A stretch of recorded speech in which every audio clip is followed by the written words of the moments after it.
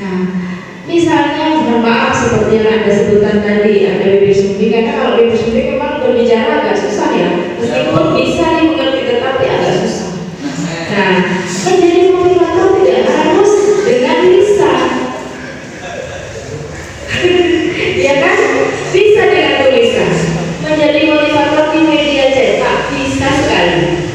Tidak harus dengan benar-benar menjadi seperti Najwa Shihab, yang harus juga sadar diri dengan kekurangan fisiknya, karena memang dikaruniai keistimewaan dari Allah seperti itu, harus diterima juga. Tetapi bisa dengan cara lain, dengan menjadi motivator di media cetak, dengan dia menulis, bisa sekali. Itu tidak membatasi mimpinya, hanya aktivitasnya yang terbatasi dengan kekurangan itu, tapi mimpinya tidak terbatasi. Begitu Mas? Bisa ada terima? Boleh, silakan. Yang lain mungkin?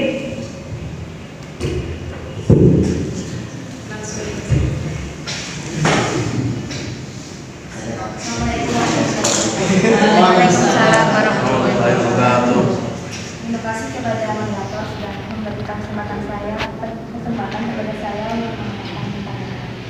Jadi pertanyaannya begini, adanya teamwork itu kan pasti ada tujuan yang ingin dicapai.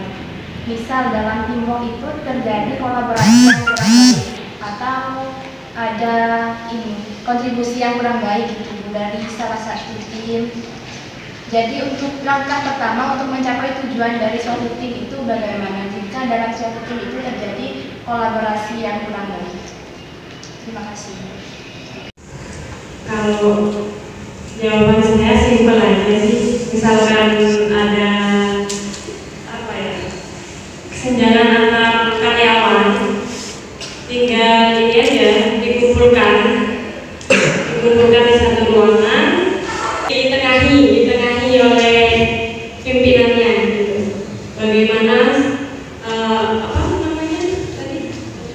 memperbaiki teamwork itu gitu. Jadi masalahnya gimana gitu. Kenapa kok bisa terjadi kesenjangan antar karyawan? Ya, itu pengalaman banyak seperti itu karena sudah berada di dunia kerja. Jadi yang namanya soft skill satu dengan yang lain itu memang harus saling digunakan untuk dalam kehidupan bersosial. Misalnya teamwork tadi, itu hubungannya dengan leader. Di dalam tim itu pasti ada leader kan? Nah, leader yang harus mempunyai decision making, pengambilan keputusan. Apa keputusannya? Misalnya seperti yang Pak tadi bilang, dipertemukan antara personal yang satu dan personal yang lain yang memiliki perbedaan. Apa tadi Pak? Perbedaan pendapat. Jadi diambil jalan tengahnya, diambil benang merahnya di situ. Jadi ada perannya leader di situ harus, karena namanya tim pasti ada leader, tidak mungkin nggak ada leader, gitu ya. Ya Bu. Jadi antara soft skill yang satu dan soft skill yang lain itu juga harus saling dikaitkan, harus saling digunakan. Tidak, kalau teamwork hanya teamwork aja, tidak dikolaborasikan dengan kemampuan yang lain, tidak bisa juga, gitu ya. Tidak seperti skill, kalau kemampuan komputer misalnya digabungkan dengan kemampuan memasak misalnya, yang beda. Kalau soft skill itu saling berhubungan, saling berkaitan. Itu Mbak bisa diterima. Silakan yang lain. Sempat disinggung mengenai public speaking. Nah, apakah ada cara atau trik khusus dalam mengendalikan nervous atau grogi ketika kita sedang berkomunikasi di muka umum? Kan kadang kita itu sudah berusaha rileks, tenang, namun kan tetap tergambar dari misal suara bergetar dan lain-lain sebagainya. Nah, mungkin ada trik khusus dari itu semua. Begitu dari saya. Terima kasih. Jadi kalau misalnya memang sudah terjadwal untuk Anda harus berbicara di depan umum, misalnya seperti Anda harus mempresentasikan tugas misalnya ya, yang pasti Anda sudah harus persiapkan sebelumnya. Yang harus dikuasai pertama itu adalah materi, supaya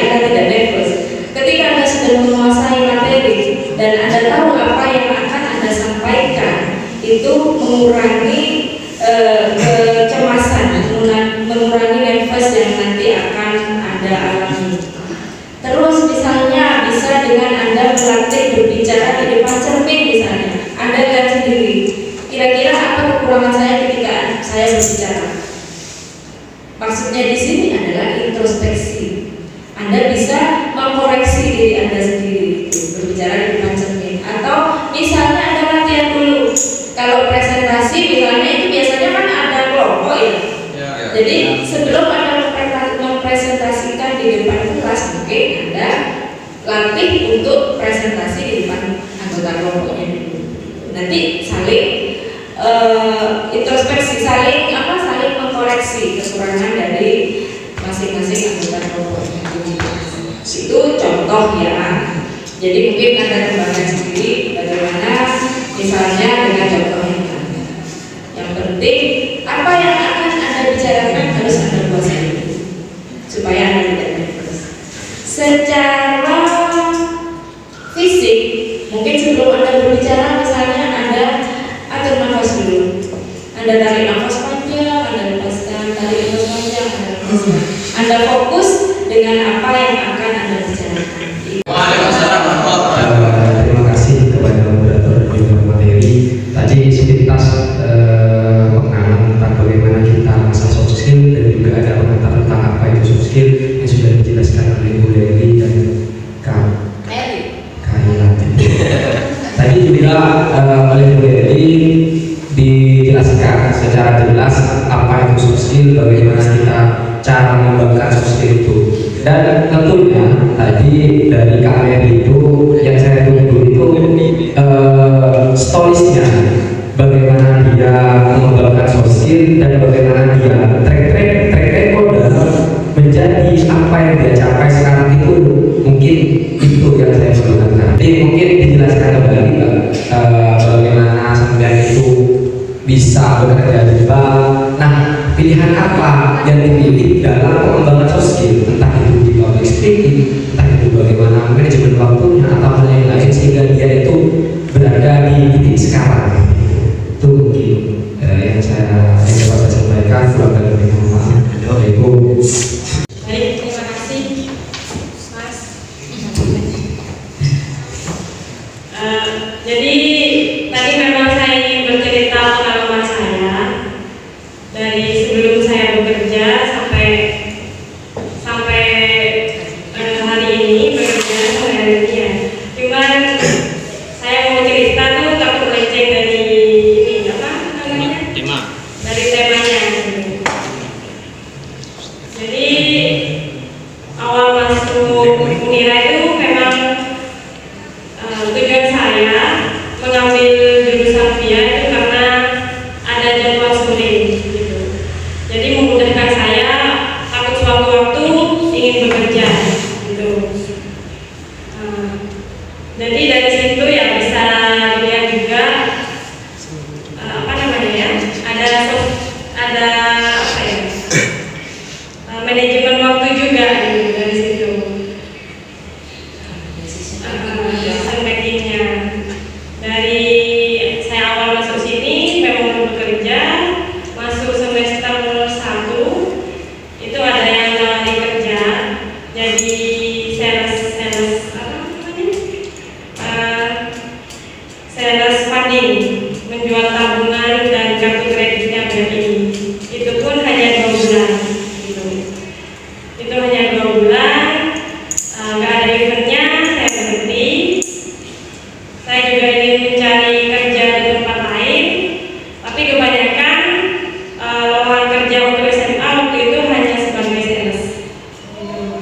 Sementara sales itu dipandang sebelah mata kalau cewek, sebenarnya kayak SPG.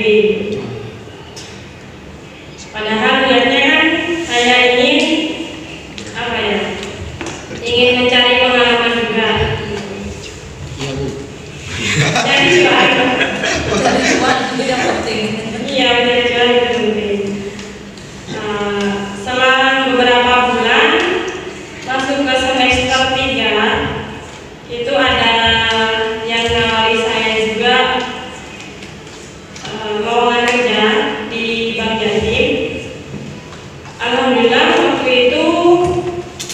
keterima gitu. Ya harus bisa membagi waktu juga. Cara suksesnya biar bisa masuk ke Banjartim, belajar banyak, mencari di internet juga bagaimana cara bisa lulus,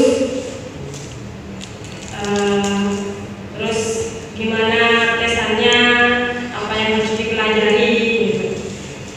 Saya juga lupa dulu pelajari apa.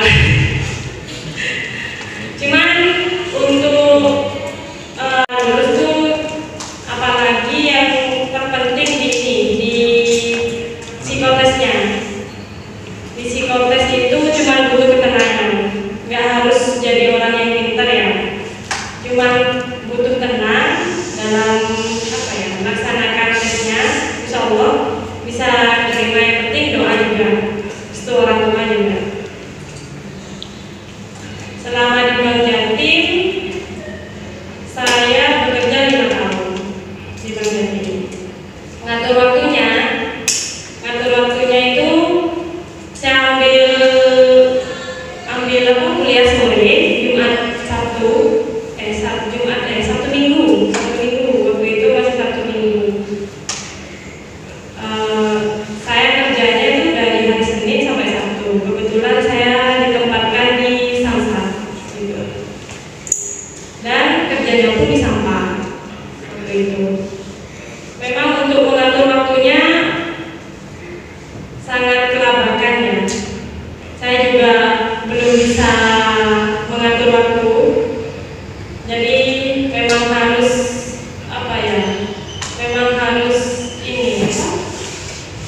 soft skillnya juga harus digunakan dalam mencapai karir itu. Tadi kan ada manajemen waktu, kita harus bisa mengatur waktu kita. Alhamdulillah saya bisa mengatur waktu saya sampai lulus, sampai 4 tahun di sini, nggak nyampe 3,5 tahun sampai 5 tahun. Waktu itu skripsi saya sempat ditolak juga karena mungkin skripsinya masih belum matang. Cuma waktu itu saya minta cuti selama 1 hari ke kantor untuk mengejar skripsi itu supaya cepat selesai. Alhamdulillah saya dibantu almarhum Pak Taufik untuk segera menyelesaikan skripsinya. Untuk buku memang agak susah waktu itu, jadi cara gampangnya saya cari buku-buku yang memang masuk dengan materi skripsi saya, dan saya cari di mana? Di perpus malah banyak yang ada. Akhirnya saya cari ke Gramet. Alhamdulillah dalam jangka waktu nggak nyampe 1 bulan, cuma 15 hari skripsi saya selesai. Dosen tuh nanya, terutama pembimbing saya, Bapak almarhum Bapak Taufik. Sudah 5 tahun di Banjartim, saya mempunyai pasangan, sama-sama Banjartim. Jadi dulu itu kan dalam satu instansi itu nggak boleh ada intinya nanti jadi suami istri gitu. Akhirnya yang lulus duluan itu saya cari kerjaan lain gitu. Sudah ada beberapa kayak lowongan di BNI, saya juga ikut. Banjartim saya pernah ikut juga. Kebetulan waktu itu waktunya barengan, jadi akhirnya saya ngawinin dua-duanya.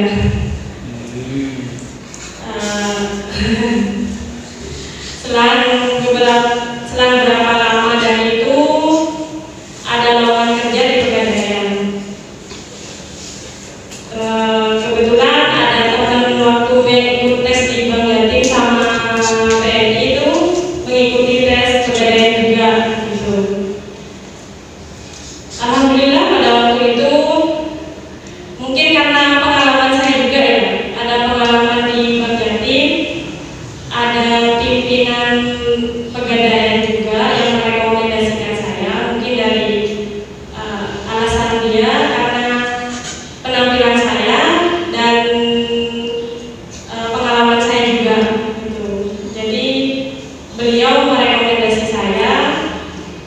lulus asalkan di psikotesnya bisa lulus juga